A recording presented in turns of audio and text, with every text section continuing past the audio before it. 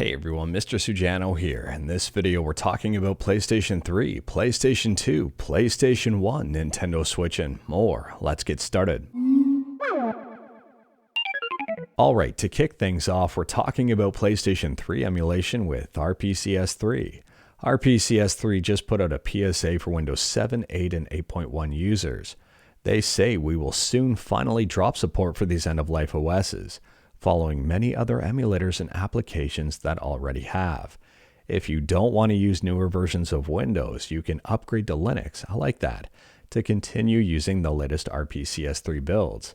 I like that they think Linux is an upgrade over Windows, and if for some reason you can't update Windows past Windows 7, 8, or 8.1, you can still use RPCS3, you just won't be able to update it. Moving on, and we're talking about PlayStation 2 emulation with PCSX2, and PCSX2 just got some nice updates. So this one here says fix double half clear bug and better detect double buffer changes, and this one has a big impact for a bunch of sports games. And I'm not joking here, I mean a whole bunch. It fixes NCAA football from 2004 to 2011 loading screens and disappearing models and text.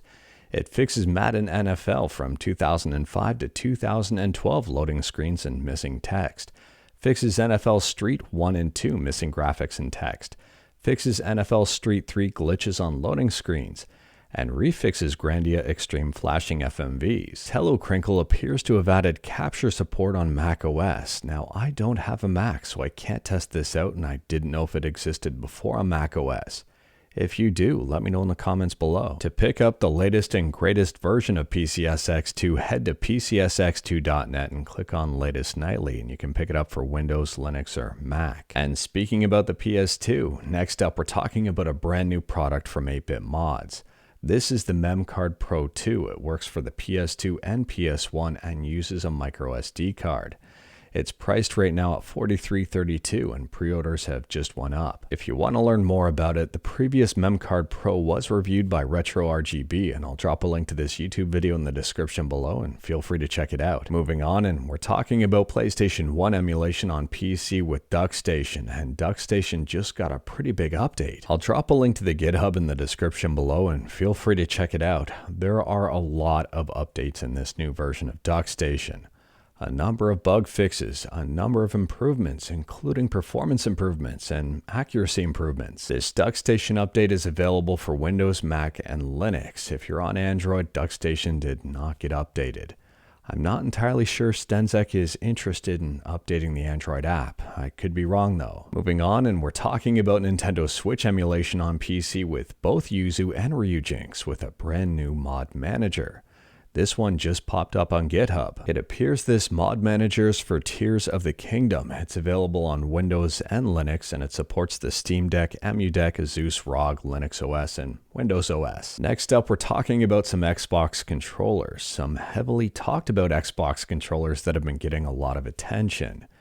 Pizza-scented Xbox controllers, and I wish I was joking, but I'm not. Now, it looks like the controllers themselves do not smell like pizza, so if you're holding the controller, your hands aren't going to smell like pizza. There's a pizza-scented diffuser that apparently attaches to the back of it. Unfortunately, as far as I know, the only way to pick one of these up is to win it in a contest, so I'll drop a link to this page in the description below, and feel free to check it out. And speaking about Xbox, thanks to AntStream Arcade, over 1,400 games, 1470 in total, are available on Xbox now and also PC.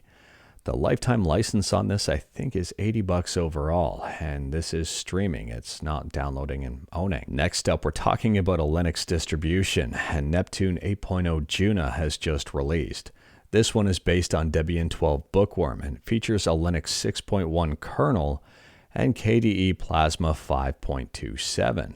I'll drop a link to it in the description below in the event that you wanted to check it out. And speaking about Linux distros, and ChimeraOS 43-1 has just dropped. Now this is just a bug fix release, so don't get too excited, but it does fix a couple of bugs people may have been experiencing.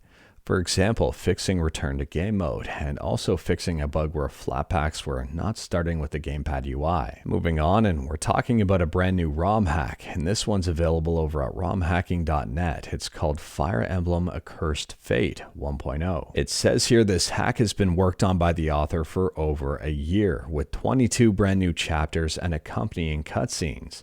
The player will encounter many new and familiar villains and allies as the story takes place a decade before the events of the Blazing Blade. Honestly, this hack looks super interesting. It's for the GBA, and if you are curious, I'll drop a link in the description below. Next up, we're talking about Android, and today Google announced that Google Play services are discontinuing updates for KitKat, which is Android version 4.4.